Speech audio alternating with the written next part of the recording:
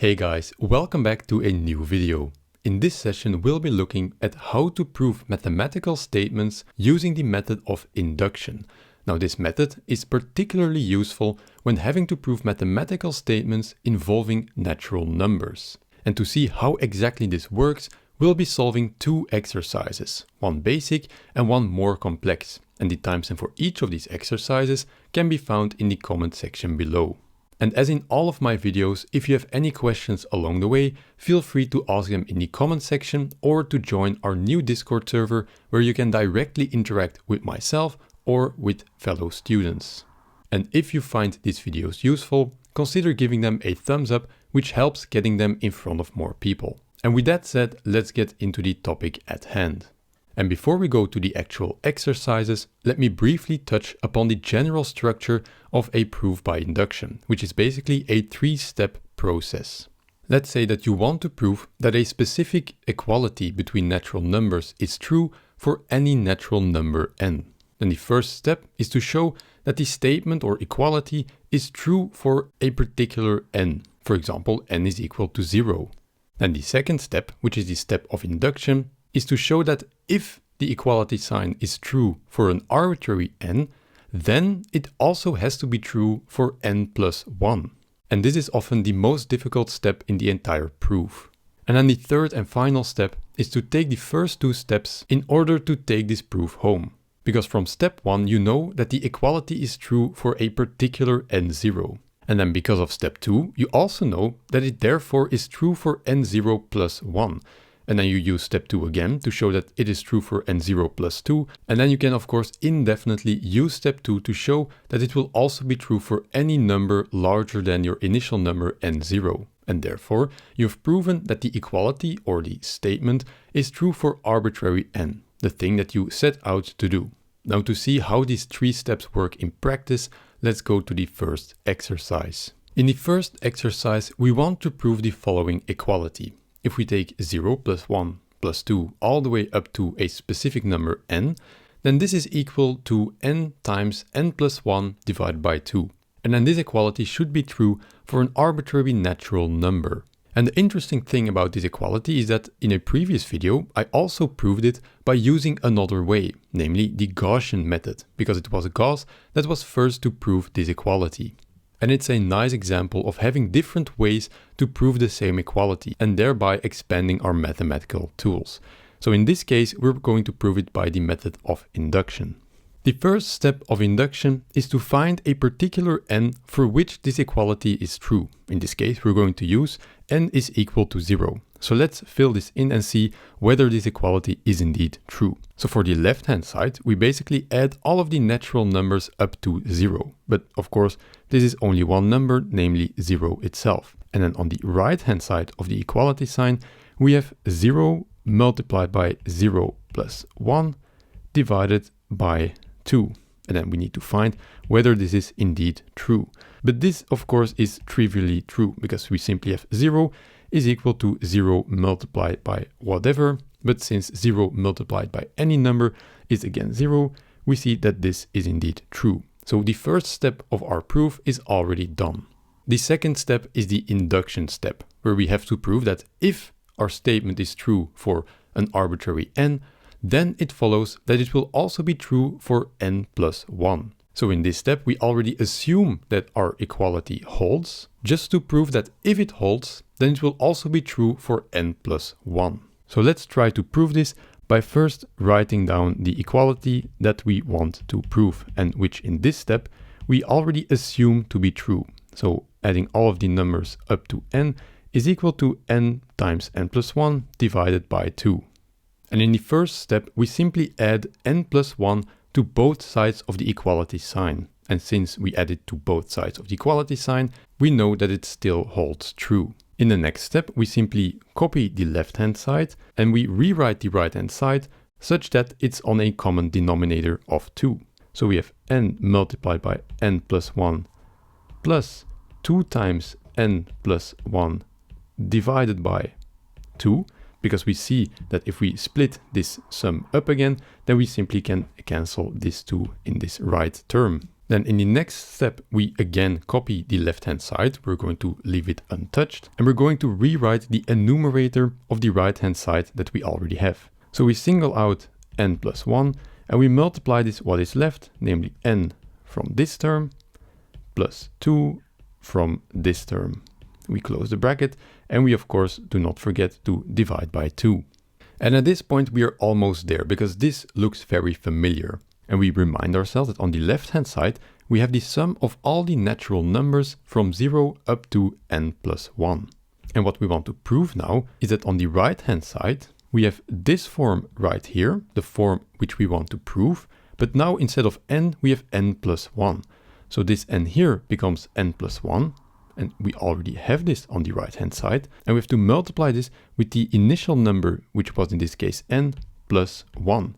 Now, what is n plus 1 plus 1 is of course n plus 2. And to make this clearer, we can rewrite this as n plus 1 multiplied with n plus 1 plus 1, which is of course n plus 2, written in a seemingly funny way. However, now it clearly shows that our initial statement indeed holds. Because on the left-hand side, we have that the sum of the numbers of 0 up to our particular natural number is equal to our particular natural number multiplied with this particular natural number plus 1 divided by 2. And this is exactly the equality that we're looking at. Therefore, in this step, we have shown that if this first step or this first equality sign is true, then this equality sign will also be true. And therefore, we have proven that if our statement is true for n, then it will be true for n plus 1. And thereby, we've completed the induction step. And at this point, the most difficult part is over, because the third step is simply taking the proof home by combining step 1 and 2. And let's see how this works. We know that our statement is true for n is equal to 0. This is exactly what we got from step 1. And from step 2, we also know that therefore, our statement is also true for n plus 1. And again, this we proved in step 2. And now comes the beautiful part of the proof by induction, because if we know that it is true for n is equal to 1, then we can use step 2 again to say that it will also be true for n is equal to 2, simply adding 1. But then of course, since we know that it is true for n is equal to 2, we know that it is true for n is equal to 3. And you see of course where this is going. At each step, we can simply add 1 thanks to our proof in step 2. And in fact, we can do this indefinitely, so eventually we'll get that it will be true for any natural number, which is what we set out to do. And just to recap, so we have for any natural number that the sum of 0 up to this natural number is simply equal to n multiplied by n plus 1 divided by 2. And thereby, we have concluded our proof. Having the experience of this basic example now and seen how this proof of induction works, let's go to a more involved example. In this example, we have to prove the following. For any x being a real number and for any n being a natural number, the absolute values of the sign of n times x will always be smaller or equal to n times the absolute values of the sign of x. And in this particular case, we're going to, of course, focus on this natural number part of the proof, which means that in this case, we're going to pick a particular x and just leave it fixed and prove that for this particular x, this inequality holds for any natural number n. And as you have probably guessed, we're going to prove this by using the method of induction. And the first step, of course, is to show that it holds for a particular n, namely n is equal to 0. And we do this by simply filling n is equal to 0 in our statement. So we have the absolute value of the sign of 0 multiplied by a particular x. And we have to show that this is indeed smaller or equal to 0 multiplied by the absolute value of the sign of x. Okay, so is this indeed true? Well, let's see. We have the sign of 0 multiplied by x, which is basically the sign of 0. And the sign of 0 is 0. And then taking the absolute value of 0 is of course equal to 0. So the left-hand side is 0. Now the right-hand side is simply 0 multiplied by the absolute value of the sign of x. And this would only be tricky if the number that we're multiplying 0 with can become infinity. However, we know that the sign of x is bounded between -1 and 1. And more specifically, the absolute value of the sign of x is bounded between 0 and 1. Therefore, we're not multiplying with anything funny, which means that 0 multiplied with any number is simply 0. And we see indeed that our inequality holds, namely that 0 is indeed equal to 0. So we have that this is true. So we are already done with the first step. So we can directly go to the second step of our proof, which is the induction step. Again, in this step, we need to prove that if our statement or our inequality in this case is true for n, then it follows that it is also true for n plus 1. And let's see how to do this in our example right here. We start with writing down the left-hand side of our inequality, but now for n plus 1. So we have the absolute value of the sign of n plus 1 multiplied by x. And let's see if we now can do some algebraic operations such that we can show that this is smaller or equal than the left-hand side of this inequality sign, but now with n being equal to n plus 1. So let's see what we can do. In the first step, we realize that we have the sign of a sum of numbers here. We have, of course, n times x plus 1 times x. So basically, this is the sign of nx plus x. And we know that in general, there is a formula to write the sign of a sum of two numbers as a sum of sines and cosines of each of these numbers separately. And this is exactly what we will do here. So we have the absolute value, because we should not forget this one, of the following. We have the sine of n times x multiplied by the cosine of x. And we add to this the sine of x multiplied by the cosine of n times x. And we close the absolute values. And to see why this formula exactly holds, I can refer you to a video where I derive this formula step by step. At this point, we see that we have the absolute value of the sum of two terms. Now we know that the absolute value of the sum of two terms will always be smaller or equal to the sum of the absolute values of these two numbers separately. And this is called the triangular inequality. And we can use this inequality right here to write that the absolute value of the sine of n times x times the cosine of x, and we close the absolute values for this first term right here, plus the absolute value of the sine of x multiplied by the cosine of n times x, and we close the absolute value. For the next step, we realize that the cosine of x or the cosine of n of x, the cosine in general, can never be larger than 1. And thereby, if we leave these terms out, then the result will always be smaller than 1, because of course we also need to take into account these absolute values. This means that if we drop the cosine in both of these terms, we will always end up with a larger number. Therefore, this line right here will always be smaller or equal to the following: the sine of n times x, which will of course always be larger, or in the extreme case equal to the same thing but multiplied with the cosine of x within the absolute values. Plus the same can be done for the second term, the sine of x, because this term of course will always be larger or equal to the same thing multiplied with a number between -1 and 1, taking into account the absolute value. And at this point we realize of course that we haven't yet used this large if right here, in which we assume that the inequality that we're trying to prove in this exercise is indeed true. And just to remind ourselves, the inequality that we had in this exercise, and which we assume to be true in this induction step, is that the absolute value of the sine of n times x is always smaller or equal to n times the absolute value of x. And because we see, of course, that we have the left-hand side of this inequality sign right here, and we are allowed to assume in this induction step that this inequality sign is indeed true, we can use this statement at this point in the exercise. So we know that this will always be smaller or equal to n multiplied with the absolute value of the sine of x.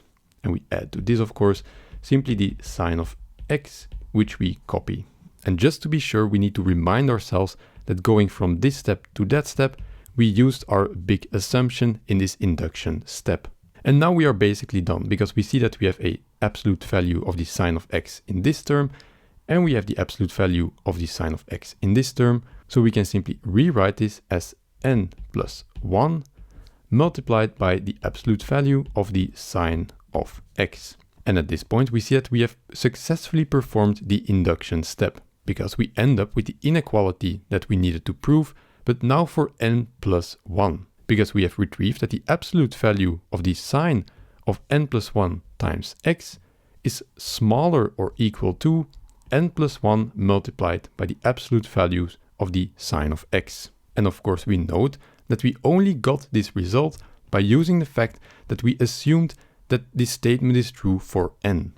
And this concludes the induction step, that if our statement that we need to prove is true for an arbitrary n, then we know that it will also be true for n plus 1. And then of course we are left with the third and final step, which is to take it home, and which really shows the beauty of the proof of induction. Because we know from step 1 that the inequality that we need to prove is certainly true for n is equal to 0. And then we use the statement that we've proven in step 2, that if it is true for n is equal to 0, that it will also be true for n plus 1, which in this case is equal to 1. And then we can just do this again, because if it is true for n plus 1, which is equal to 1, then it should also be true for n plus 1, which in this case is 2. And then of course we can do the same thing for the next step, so to show that our inequality is true for n is equal to 3. And therefore we see that we used step 1 in the first step, and then simply use step 2 to, at each step along the way, add 1. And of course we can do this indefinitely, such that in the end we conclude that our inequality is valid for any natural number. And therefore, in the end we have proven that for any natural number for a specific x, that the absolute value of the sine of n multiplied by x is always smaller or equal to n multiplied by the absolute value of the sine of x, which is exactly what we set out to do. And so we have proven this mathematical statement by the method of induction. And this brings us to the end of this video, and I hope that you're now more familiar with how to prove mathematical statements that involve natural numbers using the method of induction. As always, if you like this video, give it a thumbs up, and if you want to get notified by future releases, consider subscribing. And if you made it all the way to the end of this video, I thank you for watching, and I will see you in the next one. Bye.